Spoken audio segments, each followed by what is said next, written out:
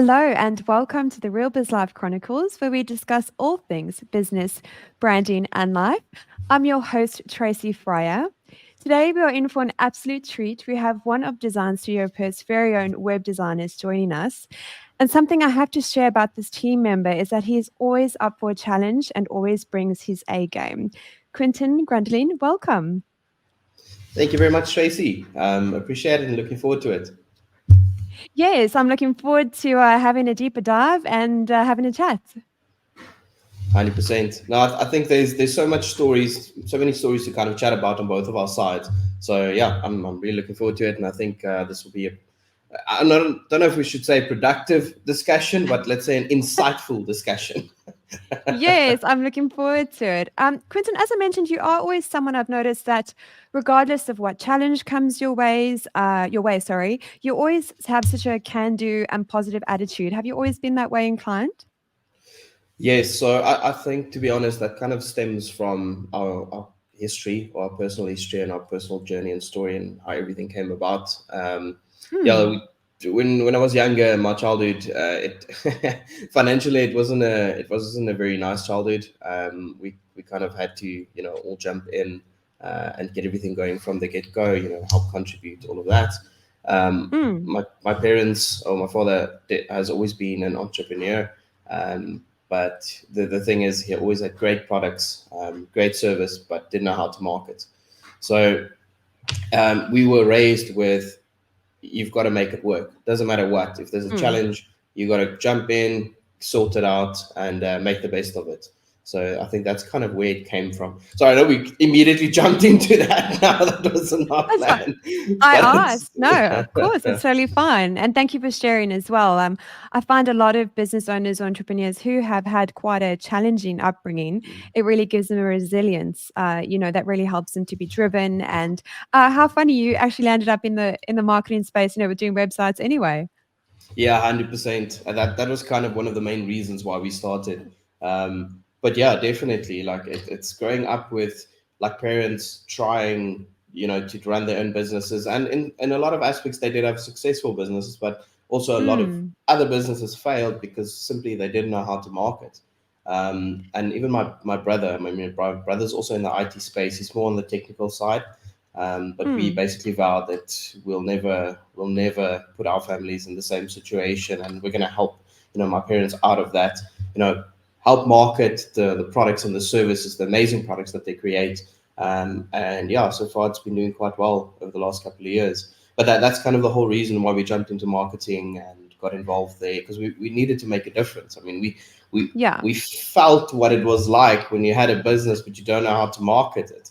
I mean, it's Yes. great, but if nobody knows about it, nobody's going to buy. Nobody's going to support your Mm. business, and that's the main reason behind it. Yeah.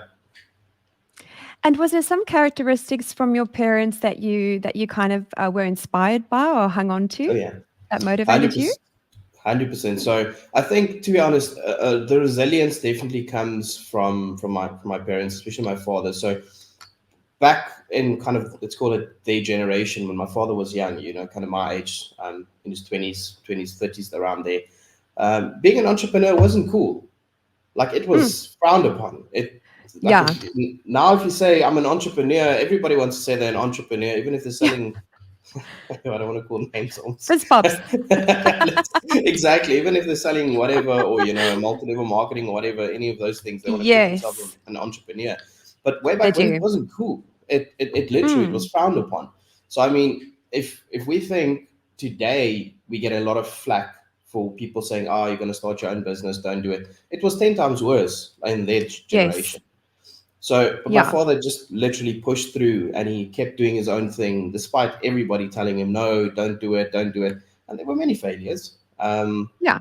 But at the end of the day, that's one thing that I definitely learned from my father and my mother, because my mother's always been supporting my father throughout all of this. Great. Um, you just stick, and it's discipline, and, don't care too much about what other people say. So resilience is Yes. like a top thing. Yeah. And were there any other characteristics that kind of stuck out for you? Yeah, kindness. Like, it doesn't cost you Mm, anything to be kind. It's, if I, funny enough, if I look back over the last 15 years, one of the biggest things that's made a massive difference, and we can call it a characteristic or a value, is just be kind and build relationships. Like in my opinion, Yeah. businesses are built upon relationships. Yes, you've got to have products and you've got to have marketing and you've got to have all of that. But if you don't have relationships with people, you're going to severely suffer. That's the one thing that's pulled me through the last 15 plus years. It's always been that. Just be kind, be a genuine leader. Not always nice. Look, you don't have to be always nice. Like, let's be honest. Yeah. But you've got to be Yeah. kind, you've got to be fair. Yes, that's That's true. the big thing behind it. And have you got any tips you could share with us on perhaps managing that relationship? Because, like I said, whenever I've, we've spoken on email or phone or whatever the case may be, you're always very professional. You always handle things very, very well. So, is there any guidance you could give us around, I guess, number one, building that relationship, and number two, maintaining it besides being kind? Yeah, 100%. So I think it's all got to do with authenticity. You've got to want to build a relationship with that person. Where when I was younger, and we were still much in the kind of sales game, um, you'd want to get to know somebody because you want to sell them something. And if you go into that relationship with that in mind, say, look, I'm going to get to know you because I'm going to make money out of you. It Yeah. generally doesn't work too well because it's not authentic. You've really got to, it's like a sales, I don't want to say sales funnel, but look at the sales pipeline, right? Like a lot of times you'll identify someone that's, in a certain business that you want to do business with, and you'll say, okay, great. Or I'll say, you know what, I want to connect with this person, but not because, yes, at the end of the day, we do want to do business, but not just that.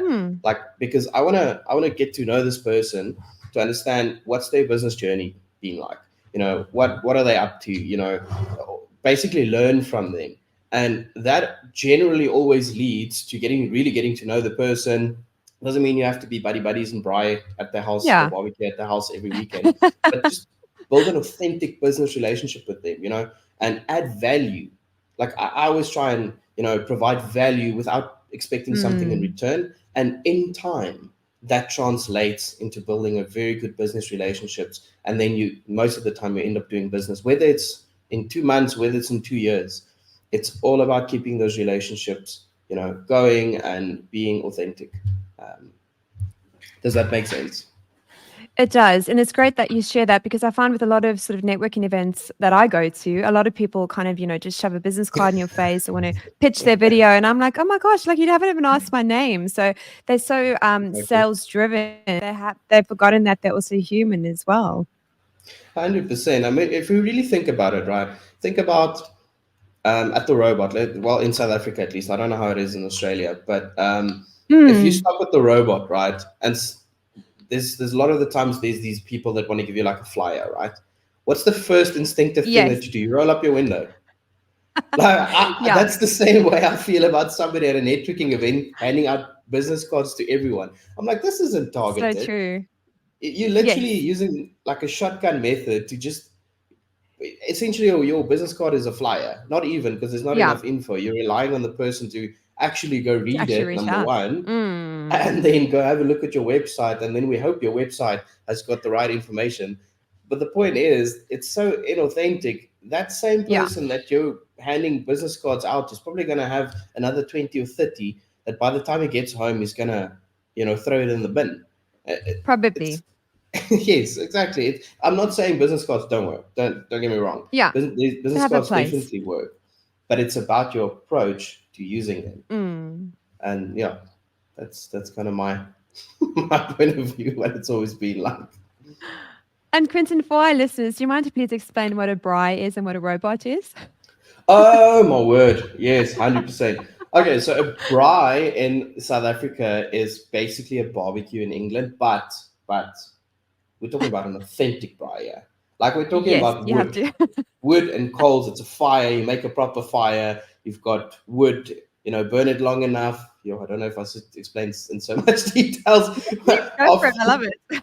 perfect. After the wood obviously has been burnt to a crisp, it makes coals, and then you grill your meat on top of it. Basically, not directly on it. You've got a grid, But that is what Yes. a braai is.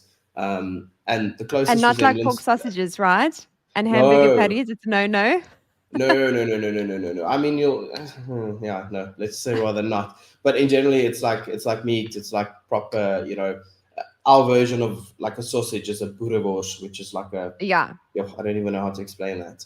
But yeah, definitely, it's basically grilling meat on fire. Yeah. It's like a That's pretty ritual and a hectic. process. Exactly.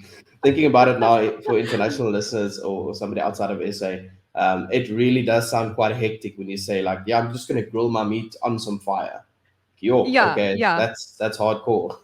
Jeez, It's like delicious though. And I mean sometimes the it fire is. prep can take a little bit of time as well. Yeah, But that's why you light the fire, have a few people over, Kaya visit, and chat. So there's a whole process around it.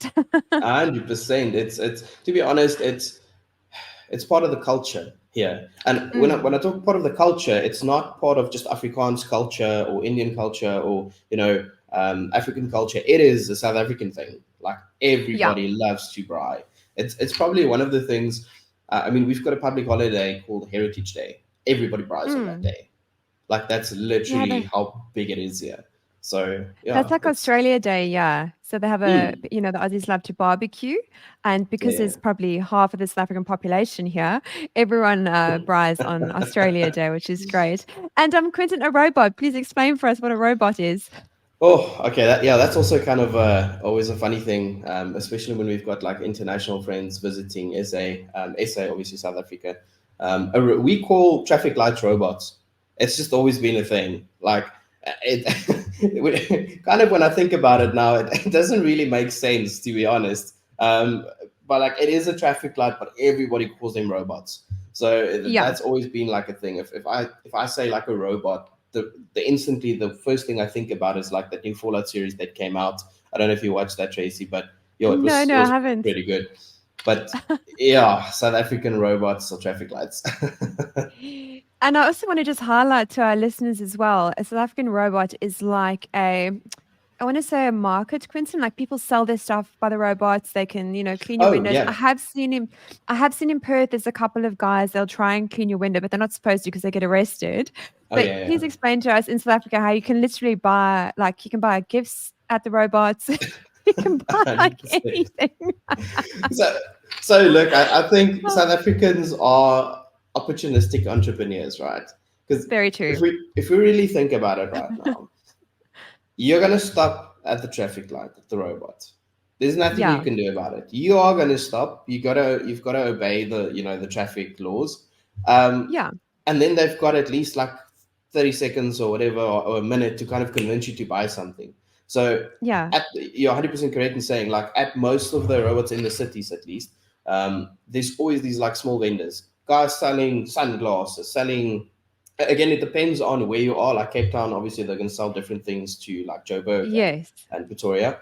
But it's like everything from cold drinks to your sunglasses to Flowers. brooms. To be honest, they even like sell brooms next to the road. Like it's a random stuff. Yeah. But it just shows you kind of the entrepreneurial spirit in South Africa, and to be honest, I think Africa as a whole as well. Where Yes. a lot of our population comes from pretty terrible circumstances, and you've got to do Mm. something to make it work. So You do. yeah, that's what I'm saying. Like entrepreneurs range from the guy on the street, he's hustling every day, doing his And best, it's and okay. Sure. exactly, and he feeds his family. So I mean, that's one thing I do love about South Africa, and I get pretty passionate about. It's literally like the entrepreneurial Mm. spirit, and the funny thing is, like people tend to support smaller businesses in South Africa. Like they've got no Mm. problem as long as the service and the product's good. They will actually take a chance and they will support you compared to like the Yes. massive, conglomerates or massive retailers. They are willing to take a chance. So yeah, it's a cool thing. Just a little golden nugget for South Africa. It definitely is. The last time I was there, I think I saw a guy selling art, but he was like he was selling art and he was painting at the same time, but he was on an island of land that couldn't have been wider than 500 meters. And I was like, oh my gosh, like I have no excuse. He's like on the side of the road. He literally was where the robot was, and like the two, like four lanes of traffic on either Oh yeah, side, and yeah. he was just painting, fumes everywhere. And I was like, oh my goodness, I have absolutely no excuse. I have a cushy office, and he was just quite happy painting there, selling his art. And I really wanted to stop, but where he was really hard to stop to buy any of his art. But I was just so impressed. And I think, like you say, that absolute drive to survive and to, you know, it's expensive to be alive and to support their family, and they'll just take the opportunity. And I agree, it does give us a certain resilience to make things happen for ourselves. No, 100%. And the funny thing now that I'm thinking about it, I mean, you guys in Australia also have like The Voice, you know, that television show where people sing and idols and all of that, obviously, because Yes. it's international. Now, Yeah. we kind of have that, but at your robot every now and again. Like Oh, it really? would be, yeah, 100%. It would be like this guy that's got this amazing voice, not even just a guy, it could a guy, lady, whoever. Yeah. It's 2024, got to clarify that, you know, and and True. he'll A be there person. with like his mini band, right? And Oh they my just gosh. kind of make music. And what happens a lot of the time is if that happens and it's really good, somebody, because Yeah. we all have our cell phones, as they drive by, Yeah. they take a quick video, pop it on TikTok, and you know it gets massive traction. But it was like Amazing. super good. But that's kind of also a platform. So I mean, even Yeah. social media has opened up different marketing channels, and you know where we can go and how we can get out there, and get some exposure. So yeah, that's it's a lovely place to be. Yeah. And do you think it is that, you know, whilst Africa is beautiful and has an amazing vibe, it also has a very cruel side to it Yeah. and harsh side. Do you feel it's that kind of harshness that kind of catapults people into, you know, being an entrepreneur, even though they have no idea what they're doing, they just go for it? Do you think that's what it is? Yeah, 100%. So I think if we look at it, right, even if you look at like different stats and stuff, and I'm not going to quote stats now because I don't have them in Of front of me, course. and Mm. but the big thing is like I can't speak for the rest of Africa, but I can speak for South Africa because I've lived here my entire life. Mm. But like overseas, right, in certain countries or a lot of the countries, if you're homeless, it's still bad, 100%. But there's a Yeah. big difference between being homeless in the UK and being homeless in South Mm. Africa. Like it's two Yeah. completely different Very worlds. true. It is. Yeah. And I'm just speaking about homelessness now, but I mean that kind of expands into everything else. I mean, a lot of our population they live in, for instance, like we call them townships, which is basically Mm. like a community of I almost want to say temporary housing, you know, not like Yeah. proper It's good. structures and stuff where like all of they stay and like it's a big community, and it's just it's difficult really. You've got to do something, you know, to feed your family, and either Yeah. you can choose to go work for a boss, but that also depends on your education level. It depends on your expertise, you know, how much money you could generate, or you could Mm. decide to say, no, you know what, I might not even have a matric, which is high Grade school. 12. Yes, grade 12. Okay. Yeah, Yeah. I'm not sure what it's called in Australia. That's okay. Asking. But if you don't have a grade 12, and you know if you live in a pretty horrendous kind of state, then what are you going to do? I mean, are you going to go try Mm. and be a teller at, you know, one of the shops, or you're going to try and do what because you don't qualify for half of the jobs, or you're Yeah. going to, you know, decide, you know what, I'm going to hustle and I'm going to figure out a plan. I'm going to sell something and I'm going to go out there and I'm going to make it. And I Yeah. think that's really where it comes from. Where it's in Afrikaans, we've got a saying, and I know this is specifically now regarding Afrikaans people, but I think you can talk Yeah. about South Africans as a whole, is 'n boer maak 'n plan, which directly Yeah. translates to a farmer makes a plan. But it's such a Yes. common saying where I think all South Africans kind of live by that mindset where, okay, great, we don't have a great situation now. We are not Mm. necessarily in a happy space, but we're going to make a plan to get out of this. We're going to make a plan to, you know, follow our dreams, chase our dreams. And I think that's a South Yeah. African mindset. Um, Mm. yeah, I think that's basically it. And I wanted to highlight as well with the informal, so with the townships and the informal settlement, there's not actually any running water. There's no sewage or anything like that. They're pretty much like you say. They'll take a piece of sheet metal that they found somewhere. They tend, some people tend to steal the copper wiring. You do what you do, right? And then they'll go for like Ks of just all these houses, and they just, what options do they really have? No, 100%. And that being said as well, I always believe, in giving credit where it's due. Um, Mm, but I mean, I don't think we should really touch on that. But on the flip side of that, you've got your entrepreneurs, you've got your hustlers, and then you've also yeah, got a part where, obviously the crime is a lot higher. Like in South Africa, we are used. It's kind of weird because I think we've been so desensitized to it.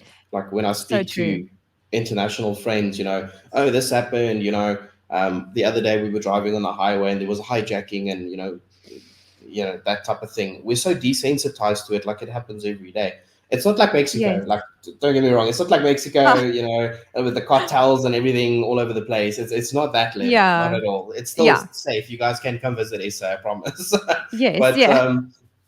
but yeah, the crime definitely obviously is quite high. Some cities obviously a lot more than others.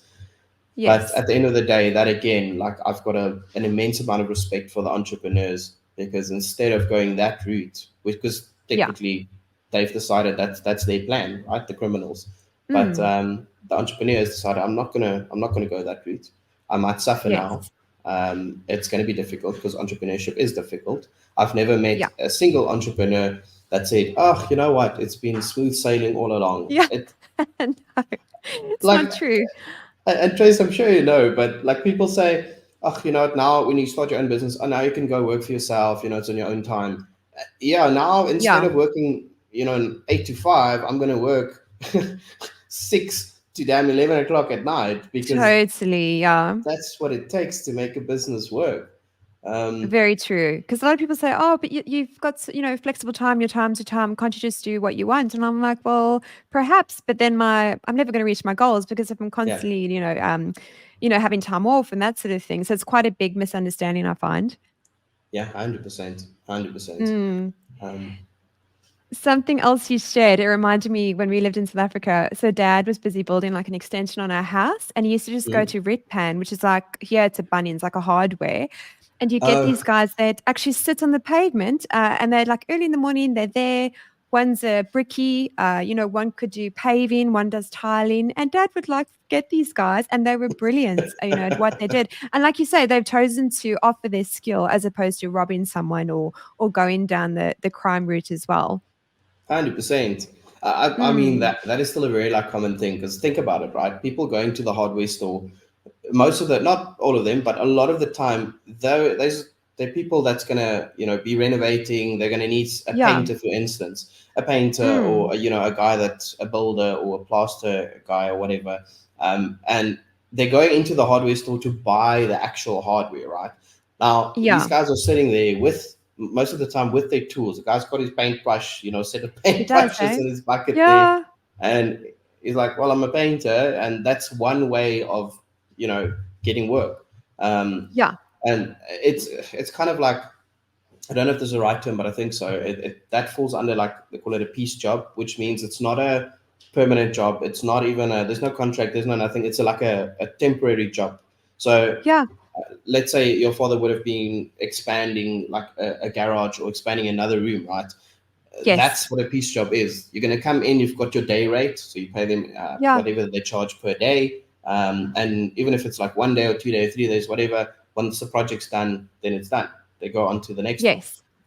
So there's no like formal contracts or anything like that. Kind of like a contractor without the contract. Yes, 100%. Yeah. And you can get like a gardener. And I think dad found one who eventually became our regular gardener as well. Oh And yeah, something else I want to, yeah, wanted to mention about South Africa because I think there's a big misconception that, we have slaves and we have lions in our mm, backyard. But, any workers that worked at our house were like part of the family, right? Like Mavis, yeah. who was our housekeeper, she was, was part of the family pretty much. And whilst she provided a service, she was very well looked after as well. 100%. So I think it again, it varies very much. Mm. Like we grew up again, same thing. I mean, our general workers or our farm workers, they worked for us for years. I mean, we didn't have like many, it would be like two or three doing different things. Like one guy being responsible for not just the garden, but I grew up on the farm, so it was a little bit Yeah, different than in the city. So you have specific people for specific things, but they tend to work for you for years, to be honest. And that's they exactly it. do. They kind of become part of the family.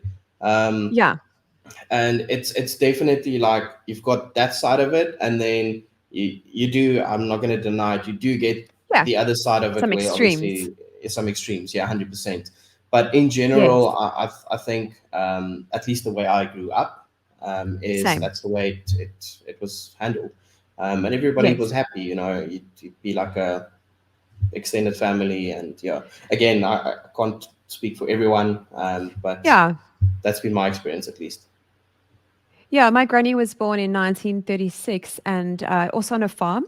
And Okay. she was raised by their housekeeper. So for the first 3 years of her life, she spoke Zulu. Like she couldn't actually speak English. Oh, And okay. we used to laugh because when we were small, we'd go to like Pick and Pay, which is like a Coles, yeah. And then the ladies would Okay. chat at the counter, and then my granny would speak Zulu to them. They said, "Oh, madam, so surprised." 100%. And they just absolutely love it. So I mean, that housekeeper for her was like almost like her mother in some way for those first 3 years while her parents were busy with the farm. So it's like you 100%, said, yeah. though, there is some good stories and there's some bad ones as well. 100%. Yeah. Yeah. And Quentin, being from South Africa and having that resilience, what is the bravest thing you've ever done? I think there's been a number of kind of things, but I think let's pick one, right? And Okay. a couple of years ago, about 6 years ago, like I was in a very cushy job as a financial advisor. So, which Hmm. at that point I've been doing for about almost 4 years, around there. So look, that it's a hard industry, right? You go in, you don't get Yeah. no basic salary. It's commission only. It's kind of like running your own business, in the sense of income. You've got to hustle. You've got to work hard. At the end of the month, if you don't reach your targets, if you don't make enough money, you're going to suffer. You got to deal with it. Yeah. And by Mm. that stage, I was earning a pretty comfortable salary. In terms of salary, like my commissions built up, with the Yeah. years, with my client base and everything. But for me, it got so morbid, and I'm talking about the industry, right? Because think about it, like you've got to do calls the entire day. I'm not talking about your current clients, but you've got to source new clients, like any Yeah. business has to, right? But Mm. now you've got to source clients where, and this, I'm talking just my experience here, right? Um, you've got to call people. You've got to talk about Mhm. life cover, disability. It's pretty morbid things. It's not something like, none of us wake up in the morning and think, oh, I want to talk about life cover and disability and income Yeah. protection and all of these. It's So not true. I really can't say I've thought that. it's not a topic that people generally want to discuss. So No. my days literally consisted of contacting people and setting up appointments, and then you get to appointment, a lot of the times after business hours, because people work. So you go see this guy or this lady, at their house at 6 o'clock, and then or at the coffee shop, and they just like 5 minutes before the time they message you and say, I can't make it today. Then for a fact it's not that they can't make it. They've had a long day. They're just not in the mood. Not So in the mood. Yeah. that tended to happen, quite a lot. And it was such a morbid kind of, feeling that I got from the whole industry, that I needed a change. I needed to go back to my Mm. roots. I needed to focus on the creative side, because yes, I spend most of my time in sales and obviously management with the processes and all of that, and the Mm. design, obviously. But the creative side is something that once you're a creative, you're always a creative. Like you Very can't true. you can't be a creative and go work in accounting, and I generally don't think you're going to be happy No. if you can. No. You'll There's be no very way. depressed. Trust me, I dated an accountant for 9 years. It's not a good combo. Yeah. Okay, just a FYI. 9 years. Wow. Yeah, You it's stuck it out. 100%. And to be honest, like to be fair, I think she also stuck it out, because mixing a creative business owner with an Mm. accountant, that likes doing things by the book. I'm talking about the personalities Yes. here. It's Yeah. not a good combo. Like honestly, that's what I'm saying. If you're on a creative and you want to go become an accountant, I don't think it's a good combination, and it clashes Yeah. so much. So Yeah, it's all about. Luckily now I'm dating a fellow creative, so now it's a Oh, lot good. better. So it's a good balance. It's Hundred crazy what love percent. makes one do, right? Yeah, 100%. Oh, yeah. Oh. So, what was the original question? I completely went on a So tangent would you then. Completely say forgot. that's all right, no stress. So would you say, I guess, leaving that finance world and stepping Oh, into the yeah. creative side of things was the bravest thing you've ever done? Yeah, and Or one reason of? being is we started basically the company. So I resigned, Hmm. and from a very cushy salary perspective or income, and then the next month we had nothing because I resigned. We started a company. I mean, we landed our first client, decent size, actually quite a big e-commerce client, before we even registered the company. So we Wow. were literally busy deving the site while we were also at CIPC, which is kind of it's the Doing all the company's, paperwork. yeah, all doing all the paperwork, registering the company, getting invoices sorted, getting a brand, getting the logo, Hmm. all of that sorted. So it was such a refreshing kind of experience going back to your roots and saying, you know what, stuff the corporate world. I'm going back. I'm going to Hmm. do what I've always set out to do. Yes, whatever I've done now, the financial advisor for 4 years and everything, I always try to see things as a learning curve where I Yeah. don't regret anything that I've gone through and generally in my life. Obviously, there's things that I don't want to happen again, like let's be honest. Yeah. But Then you've in learned the general, lesson. exactly. But in generally, everything that's happened, good and bad, in my opinion, in my life, has shaped me to be the person that I am today. And Hmm. without those things, right? Like even I can use another example, like we just spoke about, like a 9-year relationship. That breakup Hmm. was pretty hectic. I mean, I initiated, but it Can was bad. Like imagine. it's almost like being married and now you're breaking up. But Yeah. because of that, my relationships after that, my current relationships are a lot better because you learn from it. Like it's Yeah. very important to learn from it because if you don't learn from it and you go into the next, whether it's relationship or business, whatever the case may be, and you haven't learned from Hmm. it, you're going to make the same mistakes again. And that's True. just sad. I'll even call it stupid, to be honest, because you've just gone. Sorry, I'm brutally honest that That's today. good. I love it. It's, you know, bump your head, it's fine. But Yeah. if you're gonna bump it 2 or 3 times on the same thing, then I'm gonna call you out on it and say, listen, sometimes you're gonna have to learn from this. Otherwise, you're gonna Yeah. keep doing this for the rest of your life. Um, and Yes. that's kind of how I handle everything in life. But yeah, so going from cushy salary, everything very comfortable, didn't really need to do too much, to now starting brand new and fresh. I've never referred to it as bravest, but when you asked the question, that's the first thing that popped up. Yeah. Um, Yeah. but also, I love the startup phase of a company. Like I Mm. absolutely love it. That's why. Think about it, right? You've got this idea for a company, whether it be a marketing agency, a certain product development, whatever the case may be. But now you've got to do certain things, right? You've got to Yeah. obviously establish what your service or your product's going to be. You've got to establish what your target market is going to be. Who's actually going to buy it, and then you've also got to Mm. establish, okay, but how am I going to market this to those people?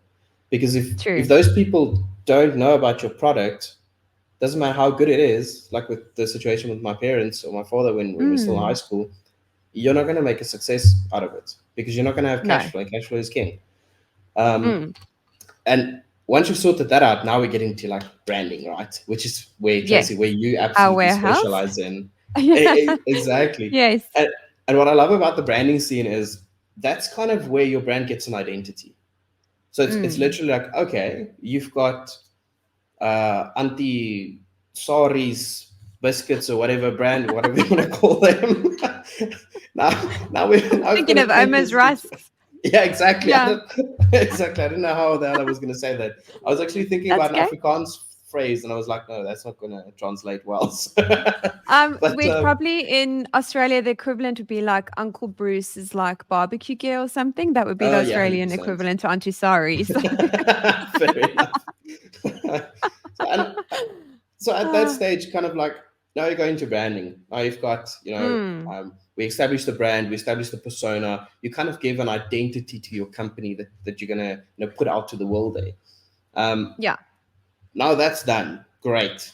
absolutely love it because it's exciting, it's creative. It's probably one of the most creative parts of this whole journey is literally the branding and the identity and all of that. So I absolutely love that Yes, part. I agree. And then after that, you obviously you need to decide how are we going to market this brand, right? So Mm, like people always think I'm going to develop a website. I'm going to make lots of sales because I've got a website. But they yeah. don't realize a website is a platform. It's literally like you're going to put a brochure on a lamppost, right? Let's Mm, use that analogy. But who's going to see it? If you put that brochure on the lamppost in the middle of the Sahara Desert, nobody's going to see it. Like, so no. nobody's going to contact you about it. So it doesn't matter how cool your brochure looks, nobody's going to see it. Same thing with a Yeah. website. You need to drive the right type of people to that website to interact, see and interact with your brand. Um, and that's kind of where conversion driven marketing kind of comes in. Yes, So I I don't wanted know to if we want ask to. you. Okay, Yes, let's, perfect. because I get a lot of clients like, yeah, I've got a website. Okay, so have you thought about, what's your key call to action? Where's your traffic coming from? They're like, I don't know. I just kind of put it together. So I think you've hit the nail on the head in that people think it's fine just to kind of have something there to have a presence, but a website essentially is a massive marketing tool, Yeah. and can really give you a return on investment if used properly. But yes, please kick us off on that conversation. Okay, cool. So Mm, it's exactly that, right? I like to refer to it as conversion driven marketing, and now we need to mm, define what is a conversion, right? A conversion is a specific yes. action that you want a client or potential client to take, right? Now, in terms of like a website, this would be somebody going through a landing page or a website page that the call to action would be the action that you're trying to drive it to. So request a quote, or make a booking if Mm, you're a restaurant. Request a quote if you're somebody that builds houses or does renovations or does cleaning, whatever the case may be. But it's a specific measurable action that you want to drive. So that's kind of what a mm, conversion is. A conversion driven marketing means we're going to look at, okay, cool, you've got a cleaning company, for instance, and how are we gonna drive more business for you? So yes, your branding is perfect. We've sorted that out. You've got a great story. You've got a great persona. It looks absolutely fabulous, right? mm. Next part, we're going to decide what marketing channels are we going to use. Now, there's obviously different. What I kind of specialize in is digital marketing. So that mainly Yeah. consists of either social media marketing, which is like Facebook, Instagram.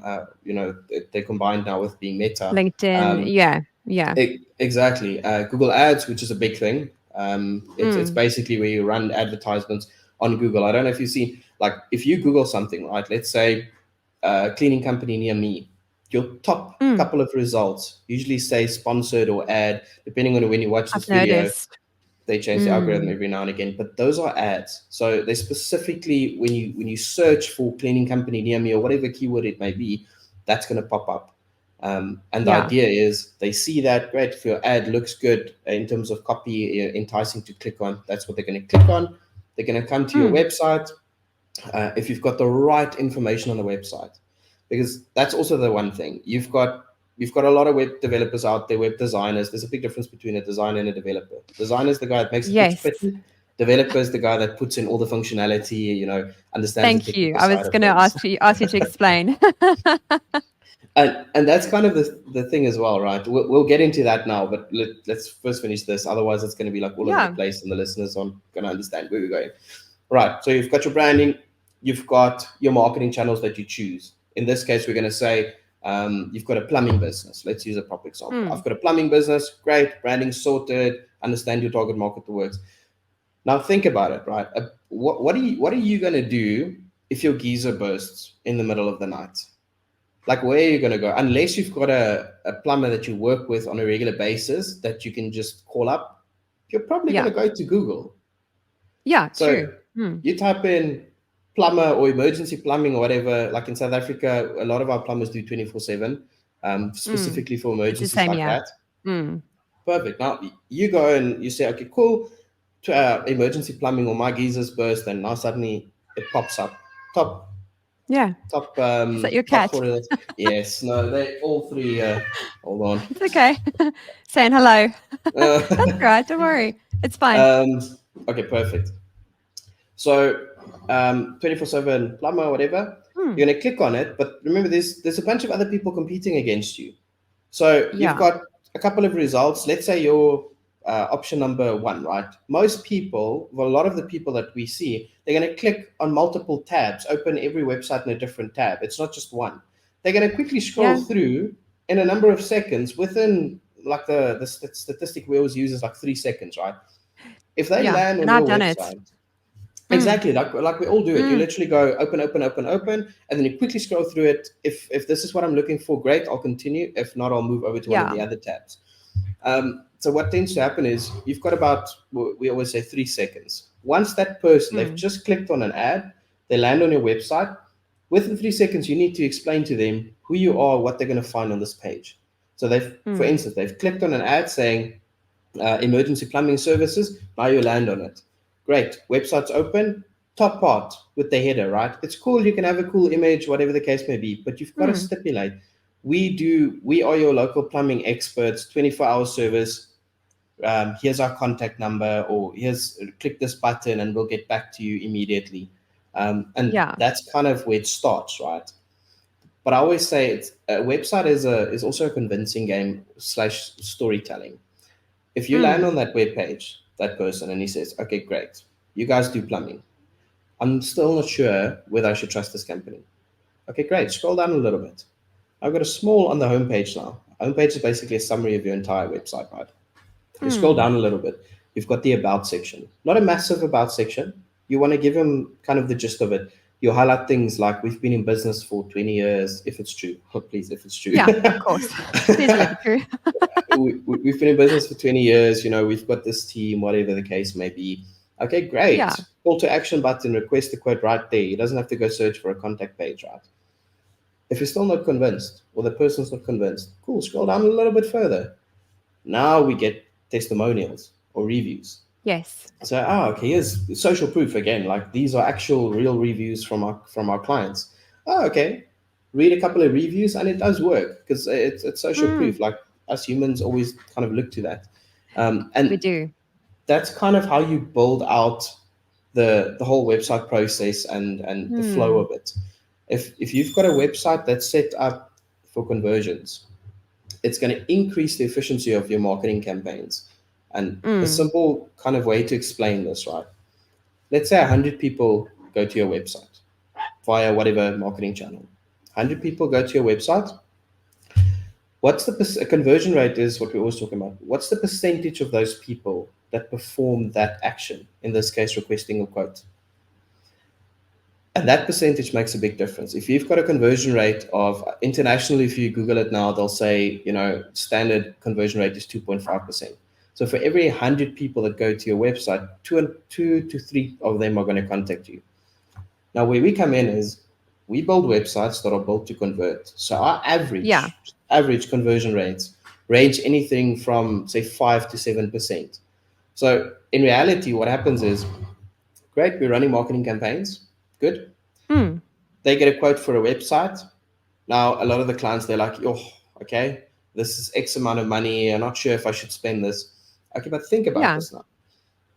For a once-off cost, we can increase the efficiency of your marketing campaigns going forward, right? Now, instead of Mm. 3 inquiries from that same website, same amount of marketing spend that you're spending on digital marketing, whatever the case may be, we can double or triple your results just by having a conversion driven website. So once off cost to almost, I don't want to say permanently because obviously you've got to keep it up to date, but once off cost to make a drastic improvement to your campaigns going forward. Mm. That's kind of a no brainer. Yeah. Well, to me at least. No, I agree. I definitely agree. And I also loved how you shared that there's obviously that tailored journey. Because again, I think people just kind of throw stuff on there. They sit right Yeah. in their own copy, which is the wording. And they don't really think about that client journey that, if I'm going onto the plumber's website or any website, what journey exactly is it that I'm going to be taking as well? Yeah, 100%. And it's tailored for every single business. There is no one size fits all. Um, No, yeah, and I mean, once you get to e-commerce websites, that's a completely different ballgame. I mean, again. it just, you can, how far down the rabbit hole do you want to go? But I mean, yeah, I don't want to bore you or your listeners now with the No. whole thing, but yeah, it's pretty hectic. What I would like to touch on is to hear your expertise on which platform is recommended, because we've got Wix, WordPress, Squarespace. Design Studio Perth obviously uses WordPress with Elementor Pro. What would be your opinion on which platforms are sort of the way to go, Quentin? Okay, so let's talk about the three main ones. I usually refer to Mm, them as the two main ones, being WordPress and Shopify. yeah. Um, Mm, but like the Wix, right? Wix, I'm not a big fan of Wix. I understand where mm, the platform is coming from, because, like, think about it. Like, a lot of people want to DIY their websites, right? yeah. They want to. It's a new company. They don't necessarily have budget for it, or they just want to do it themselves. Yeah. That's where platforms like Wix, Squarespace, all of those kind of platforms come in. It's a no code Mm, solution. You don't have to know how to code anything. It's not that difficult to customize, you know, in terms of, to the limits where a normal person would like it. Where mm, the big difference is, so like, we usually see Shopify or WordPress if it's not a DIY website. We tend to not yeah. work on sites like Wix and Squarespace and all of that. It's just not a platform Mm, where we want to, spend a lot of our time in and expertise in. So the two, Shopify, key differences. Shopify is a managed kind of hosting environment. That being said, it means you, as the client, you don't take care of the hosting, you don't take care of the site security, you don't take care of any of those mm, technical things. Shopify does all of that, and it's included in your subscription. So yeah. it's a quick thing to kind of get started for online stores. Um, it's nice in that regard, but it also uses kind of its own coding language, .liquid, which Mm, is a specific thing. So it's great. okay. Shopify works for certain clients. If you, ideally, you can do it yourself, but if you really want to customize it, you're going to have to get a Shopify developer. Yeah. But my problem with them is costing. Costs Mm, can increase quite a lot, and the thing being is, yes. every add-on that you want, like, Shopify generally works on like a monthly thing. Like, I'll get to Yeah. WordPress now. WordPress has got plugins, and Shopify's got their own. They call it something else, but it's essentially a plugin. But my Yeah. main problem with Shopify is, unless you're on the bigger platforms, the normal platform, $30 or $40 a month, they charge you 2% of all your sales as an additional Mm, fee. wow. Now, if you think about an e-commerce business, right? I'm very passionate about e-commerce. I've had quite a few of my own e-commerce businesses that have done quite well over the years, especially Yeah. lockdown. That's a crazy story Mm. for another time. Um, Oh, cool. but your margins are super important, because people think Mm, an online store is cheaper to run than a brick and mortar store. It's not necessarily. It depends on how you look at it. mm-mm. Your margins really need to be sorted. You need to understand your accounting, your margins, all of that, and then your costs. Yeah. Because, let's say, I'm not sure what the fees are in Australia, but in South Africa, your payment processor fees, the company that you use, a payment gateway to actually take Same. payments, right, It's the same. can Yeah. take Mm. anything between 3 and 5%, depending on Yeah. who you're with, right? The setup. Yeah. Exactly. Now you've got marketing costs, because you actually need to generate the sale, so that needs to come onto it. Plus, then Shopify takes another 2%. Yeah. That's a So lot. it all adds up. Now, if you've got Mm. margins of 80%, gross margin of 80%, that's fine. But if you've only got like a measly 30%, which is quite common, Yeah.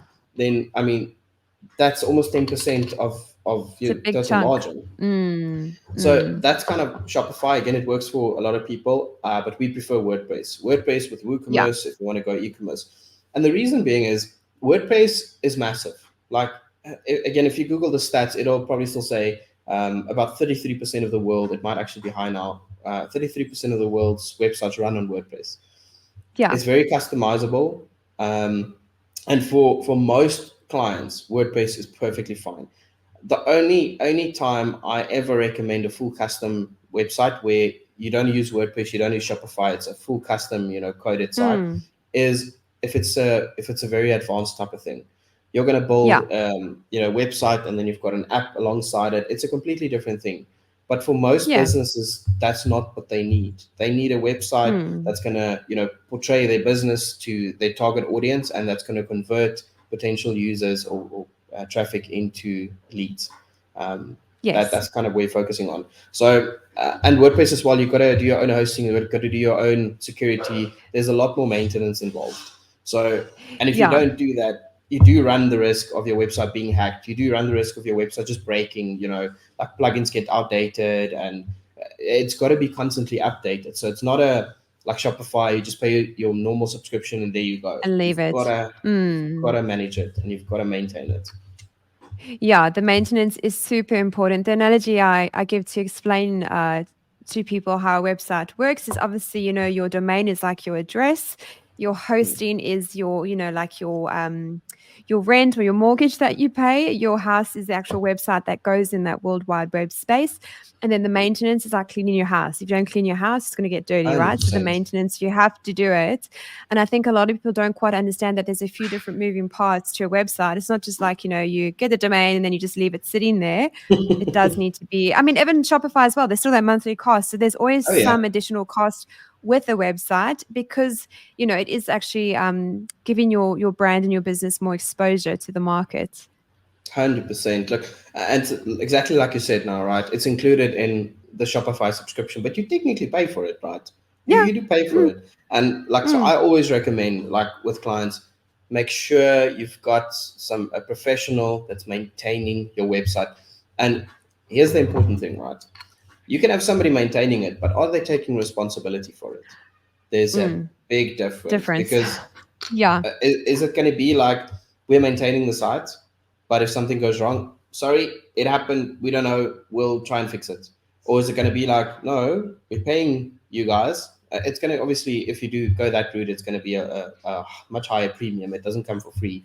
But if No. you've got somebody that really takes like ownership and does preventative maintenance Yeah. is the big thing. Because if you wait until something goes wrong, a lot of the times it's a bit of a mess to sort out. I mean, you can have a website And it's downtime. sometimes too late. Yeah. Yeah, 100%. So I mean, there's a lot of things that you need to look in there. I mean, backups, and not just redundant backups as well. In terms of, okay, great, our website's been hacked, right? What are we going to do now?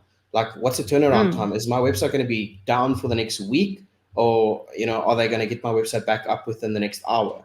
It's important things like that where, again, like we said, website's the platform where you send all your marketing to. So now what happens is your website's hacked, and people think like when your website gets hacked, it's going to flash red numbers and things. No, it doesn't. That's the movie's fault. Exactly. You've been hacked. It's like You've been hacked. the Matrix when you try and fix it, like all of these random code on the screen. It doesn't work like that. No. So it's important to look at things like that, because otherwise you might still be paying all your marketing campaigns, your Google ads, your Facebook, your radio advertisements, or whatever. People are going to your website, but then they're clicking and randomly they're getting sent to, these funny looking websites, whether it's gambling or some other funny things. Yeah. And it doesn't happen all the time because it's malware, right? So they're going there. That's completely breaking your professional reputation when a client experiences that on your website. So now you only realize that a week or two later, once somebody's finally complained. But how much damage, reputational damage, has that done to your website? So and now true. And now you go back and you look at, okay, well, if I just paid this amount, which is small compared to the damage that we just received, the loss. It's so a no-brainer. It's like not buying a brand new Porsche and driving out of the garage and saying, you know what, I'm not going to get insurance, whatever. Okay, and then something does happen. Now suddenly that $100 a month or whatever premium that you would have paid for insurance doesn't look that bad. Exactly. No, and I think another thing business owners should ask themselves is like, what is the productive use of their time? So are you an accountant, or are you a web designer? And if you're going to, I get a lot of business owners who want to maintain their website themselves. And I'm like, well, if something happens, number one, you're probably not going to know what to do. And number two, because you are so time poor, the likelihood of you actually trying to maintain your site is not going to happen. And it's probably not going to be done properly. So because you've already made that initial investment of time, energy, and money in building the site for your brand, it's always great to have the maintenance done by a professional. intentional to avoid any heartache or loss down the track as well. Because, I mean, they're getting more crafty as well with the way they hack things. And, the example you gave where they send you to another site. And I actually knew someone that happened to you. I think they sent it to like a porno site or something. So she Yeah, only found out 100%. later, and all her clients had gone on there, and that was very damaging. So it's, for the investment of a few $100s a month, the pain that it can save you from is so, it outweighs it. 100%, 100%. Like it's kind of decide what do you want to live with. Are we going to live with, saving a 200-300 or whatever amount of dollars, a couple $100s a month, with the potential of this happening? Or what? I personally, and I've always been like this, I'd rather pay the couple $100s a month, and I know for a fact, like I'm covered. Even if something goes wrong, because there's always still a chance. In True, this of course. cybersecurity space, they say it's not if you're hacked or if you're breached, it's when. So but if you've got the proper maintenance and security on it, it's not such a big deal. They can pick it up very quickly. I mean, we've picked up on websites and it doesn't happen. Like everybody thinks, oh, you know what, it's going to happen 10 o'clock in the morning, or no, it doesn't. It happens in the middle of night when everybody's asleep. Sleep, It's a difficult thing. So, but like I said, that's a massive topic that's literally worth its own discussion as well. Of course. But 100%, it's super important. Guys, get your maintenance sorted. Please don't drive around with a Porsche without insurance. That's not a good way to go. And Quentin, if there was one bit of advice, if a business owner they have a website and they know deep down that it's not quite right, what would be the first steps they could do to kind of assess where they're at? Call Tracy. Oh, that was not a shameless plug. That's literally the thing. That was not a shameless plug at all. But anyway, besides call Tracy, if they're still, now I'm blushing. If they are still, oh my gosh, I'm still blushing. I guess if they are still in that mindset where they think they can do it themselves, what would be some key indicators, that they haven't really thought about the ideal client, or they haven't thought about that ideal journey that they want their ideal client to take? Sure, 100%. So I think some practical tips, right? That's relatively easy to implement, even if you want to DIY yourself. Just be very clear. Think about kind of the journey, like I said in the beginning. Client lands on your website. You've got 3 seconds to tell them exactly what you are. So at the top, when you're at your header section, right? You've generally, most people's got like a banner there, right? Like a nice image to grasp attention. Make sure your text there is the correct text in terms of explain to them, if this is a plumber, we're your plumbing experts for the last 20 years, open 24/7. In that context, that's all the client wants to know. All of the other, this is where I grew up, this is my story, they don't care at that point. Leave that for the about page, right? They can go read that if they really care. Precisely. Which most people don't. It's just honest. Especially if their geezer's just burst, they're not going to really care like where you're from or what you've done. 100%. 100%. And then the journey on the homepage now after that. And this is the same thing for whether it's the homepage. I'm using the homepage as an example, but a landing page, same thing. If you're running ads specifically for 24/7 emergency services, your business might be doing a lot of other services, which the homepage will explain and everything. But if you're run a dedicated landing page for your digital marketing. If it's 24/7 plumbing services, build a page specifically for that. It doesn't talk about anything else, just that. Talk about specifics, features, benefits, all the type of things that the client's going to run through in terms of, think about frequently asked questions for that service. What do clients often ask you? Are you guys really open 24/7? Address that in the landing page. Don't wait for the client to ask you that. Like, address it, give an answer, make it very clear. And then you run through all of that. Make sure you've got a call to action button, a physical button after every section. Obviously, don't let it look spammy. Like if there's a section where it doesn't make sense to be, like often it would be like a review section. Just skip that section and add it again to the next one. The reason I say that is like way back, like 15, 20 years ago, like people used to dev websites and the only way to contact them would be the contact page. We still have to have a contact page there because a lot of people look for it. But don't force your clients to search for the contact page. Just have a form at the bottom of the page. It's much easier. You'll have a little anchor link, which means if you click on it, it doesn't go to another URL or another page, it just scrolls down directly to that form. Yeah, And that's the great. reason is, once they've read enough information and they're convinced, the moment they click it, they can instantly give you their details. You don't have to send them to a different page. So yeah, very clear, concise, address the frequently asked questions on that web page, and have call to actions with a form at the bottom, and a form or any way to contact you immediately. Don't send them to other pages. The more clicks you have, the more likelihood of people dropping off from the website. In other words, leaving. Yeah. Awesome, Quentin. Shane, well, thank you so much for what you've shared today. You made me very nostalgic speaking about South Africa and slightly homesick, so thanks for that. You're very welcome, But and thanks to you, Tracy. yeah, thank you. And also now I am going to do a shameless plug. So Design Studio Perth will be offering free website audits. So in celebration of having Quentin on the podcast today. So if you do feel that your website is not giving you the return that you'd hope for, or you do know deep down, intuition is always right, that it's not quite up to scratch, please feel free to reach out to us at team@designstudioperth.com.au, and Quentin will assist you. Quentin, thank you so much. 100%. It's been an absolute pleasure. I'll chat with you soon. 100%. Thank you so much, Tracy. And thanks to all the Thanks, listeners. eh? Looking forward to this. Cheers. Bye. Cheers. Tot ziens.